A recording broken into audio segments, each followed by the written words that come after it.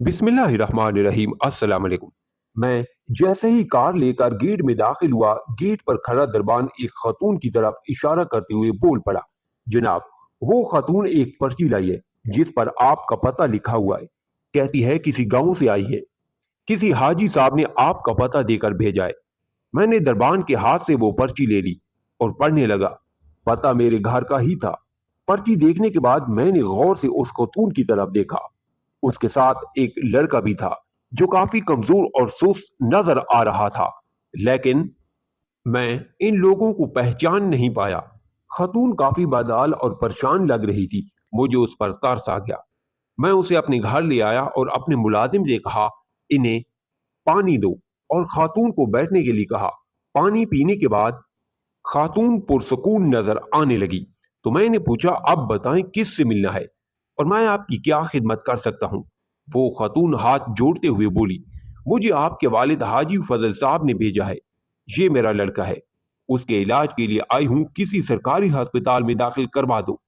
गांव में अस्पताल नहीं है, इसलिए हाजी साहब ने आपका पता देकर यहां भेज दिया। कहने लगा, मेरा बेटा शहर में रहता है, वो तुम्हारी मदद कर देगा। आपके वालिद बहुत नेक दिल और अच्छे इंसान है। मेरा एक ही बच्चा है। वो नाम आंखें लिए बोली, सरकारी अस्पताल में दाखिला करवा दो बेटा। वो हाथ जोड़ रही थी। मैंने उसे मेहमान खाने में ठहरा दिया और अपनी बीवी से बोलकर उनके खाने पीने का इंतजाम करवा दिया। अगली सुबह अपने फैमिली डॉक्टर को बुलाकर बच्चे का पूरा चेकअप करवाया। सारी जांच करने के बाद बच्चे का इलाज शुरू हो गया। हालांकि वो खातून बार बार इसरार करती कि सरकारी अस्पताल में भर्ती करवा दें, लेकिन मैंने उसकी एक ना सुनी। कई दिनों तक इलाज चलता रहा और अल्लाह के फजल करम से वो बच्चा बिल्कुल सेहतयाब हो गया। वो खातून मुझे दुआएं देने लगी, मेरा शुक्र अदा करने लगी। मैंने उसे तसल्ली देते हुए कुछ पैसे भी दिए और एक खत लिख कर दिया और कहा, गांव जाकर उसे वालिद साहब को दे देना। वो खातून दुआएं देती हुई रुखसत हो गई। कुछ दिनों बाद एक बुजुर्ग मुझसे मिलने आई और कहने लगे, मैं ही हूँ हाजी फजल। मैंने ही इस खातून को अपने बीमार बच्चे के साथ तुम्हारे पास भेजा था। जब से इसके हाथ से लाया हुआ तुम्हारा खत पड़ा है, तुमसे मिलने के लिए बेताब था। वो खातून जैसे ही वापस गांव आई, सीधे मेरे पास चली आई और कहने लगी, हाजी साहब, आपका बेटा तो फरिश्ता है।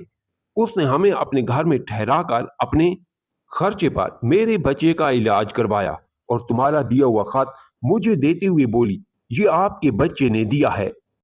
मैंने तुम्हारा खत पढ़ा और दंग रह गया। वो मजमून मुझे अब भी पूरा याद है। तुमने लिखा था, अब आपका बेटा इस पते पर नहीं रहता। मैं कुछ अरसा पहले यहाँ रहने आया हूँ, लेकिन मुझे भी अपना बेटा समझे। इस खतून से कुछ मत कहना। आपकी वजह से इस मेहमान खतून की तरफ से मुझे जो फयूज बरकत और दुआएं हासिल हुई हैं, मैं इसके लिए आपका शुक्र गुजार हूँ। इतना कहने के बाद उन बुजुर्ग ने मेरी पेशानी चूमी और बोली, आज मैंने फरिश्ता देख लिया।